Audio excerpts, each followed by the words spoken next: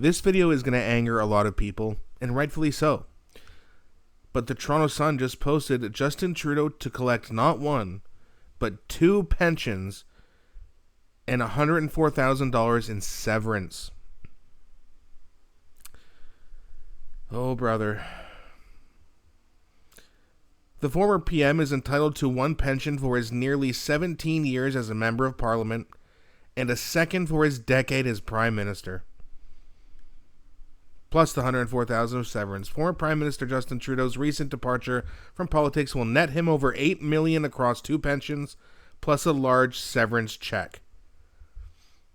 Yeah, let that sink in for a second.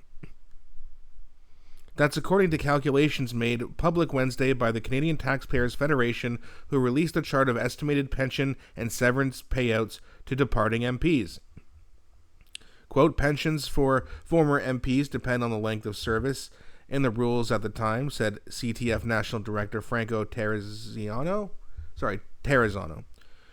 When Canadians see some of these numbers, the clear takeaway is that these political pensions are costing taxpayers too much money. No kidding. The former Prime Minister is entitled to 2 pensions, one for his nearly 17 years as a Member of Parliament and a second for his decade as Prime Minister. Combined, both pensions are worth around $8.4 million, with his MP pension entitling him to annual payouts of $141,000 per year when he turns 55 in 2 years, and an additional $73,000 annually upon turning 67. I mean,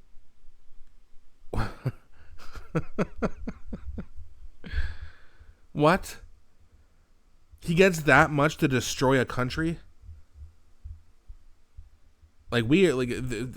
Listen, I understand that people need pensions, yada, yada, yada. He's already worth, if not tens of millions of dollars.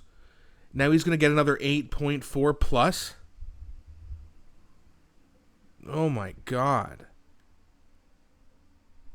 MPs who don't meet the 6 years of service for pension entitlement will receive a severance payout of 1/2 their regular salary, or $104,000. In some cases, departing MPs are entitled to both. Oh boy. All right, let's see what else they have to say here. Despite being eligible after losing his seat on an election night, Conservative Pierre Poilievre stated earlier this month that he won't accept any severance. Now, he is going to be likely back as the leader of the party once he wins his by-election, but that being said, that shows character right there. To say, you know what, I know I lost my seat. He's entitled to that money still, by the way, and he's not taking it. And he is nowhere near as rich as Justin Trudeau. That shows character. That shows leadership. The money's not important to him. Clearly. I guess it's pretty important to Justin Trudeau, though.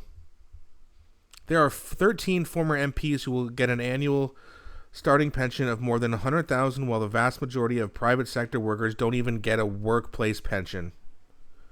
There definitely needs to be a culture change in Ottawa, and that has to start with our elected representatives, and that really has to start with the people who choose to vote for the Liberals. Or anyone, really, for that matter, but at least Pierre didn't take his severance. So there's another area where the Conservative leader is much better than the former and current leader of the Liberal Party. You think Mark Carney would give his severance back? I don't know how much he's worth, but he's a multi-millionaire at least, Mark Carney is. Guy was a CEO at Goldman Sachs for over a decade. Right there, he would have made over $1 million. Not to mention what his house is now worth, investments, his other jobs. Of course he's worth millions of dollars. Trudeau's maybe worth even more. Who knows, but it's just wild that you get to fail like that and there's no penalties. Like, hey, how much did you bring the debt up by? Okay, we're taking a certain percentage away from your pension, or some sort of punishment. But that's Canadian politics, especially on the Liberal side. You fail upwards. And Justin Trudeau, by failing, just made $8.4 million and is going to get large severance checks. That's where our tax money is going. That's it. That's when it stays in this country. Half the time it doesn't even stay in the damn country. But when it does, look where it's going. Food banks in crisis. People can't afford anything.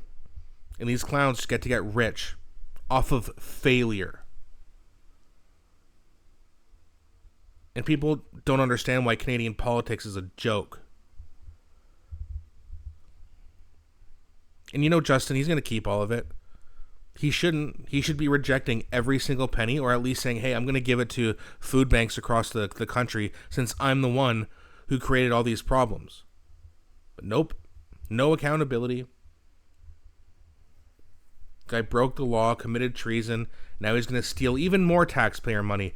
That's Canada for you. And you wonder why people like me are embarrassed to be from a country like this.